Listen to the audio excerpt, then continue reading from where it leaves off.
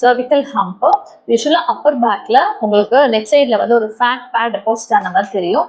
So யூஸ்வலாக இதெல்லாம் voltage வந்து நிறைய பார்த்துட்டு இருந்தோம். இப்போலாம் எங்கேஜ் நிறைய பார்க்கணும். மெயினான ரீசன் ஜெனட்டிக்ஸ். இப்போ உங்கள் அம்மா யாருக்காவது இருக்குதுன்னா உங்களுக்கு அந்த ஃபேட் பேட் டெபாசிட் உங்களுக்கு வர வாய்ப்பு இருக்கு. செகண்ட் ஒன் வந்து பாஸ்டர்னால தான் இப்போ நிறைய யங் கேர்ள்ஸ்க்கு நம்ம பாய்ஸ்க்கு நம்ம நெக் ஹம்பை வந்து நம்ம நிறைய பார்க்குறோம்.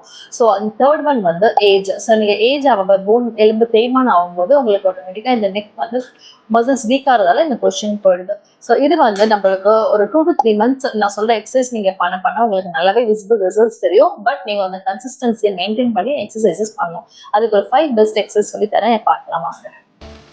ஃபர்ஸ்ட் எக்ஸசைஸ் இந்த மாதிரி ஃபோர் ஹெட்டில் டவல் ஹோல்ட் பண்ணிக்கோங்க வால் கிட்ட.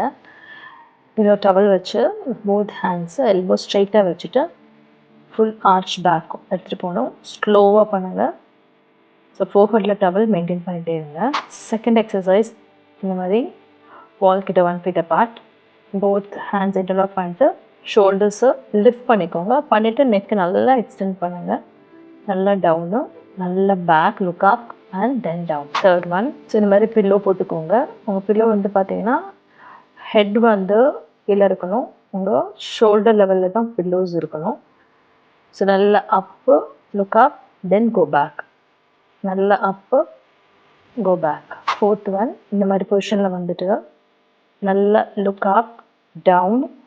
அதே பொசிஷனில் சென்டரில் வந்துட்டு right side, centre and then left side. இது பண்ணும்போது ஸ்லோவாக பண்ணுங்கள். நல்ல டவுன், ஏன் பேக். உங்கள் பாடியில் எந்த மூமெண்ட் இருக்கக்கூடாது. Only neck should move. இது பண்ணால் இதே மாதிரி எல்போ ஹோல்ட் பண்ணிவிட்டு பால் கிட்ட வச்சுட்டு எவ்வளோ தூரம் பெண்ட் பண்ண மூவ் பண்ணிவிட்டு அகெயின் கோ பேக். நல்லா டவுன் போயிட்டு அகெயின் கோ பேக்.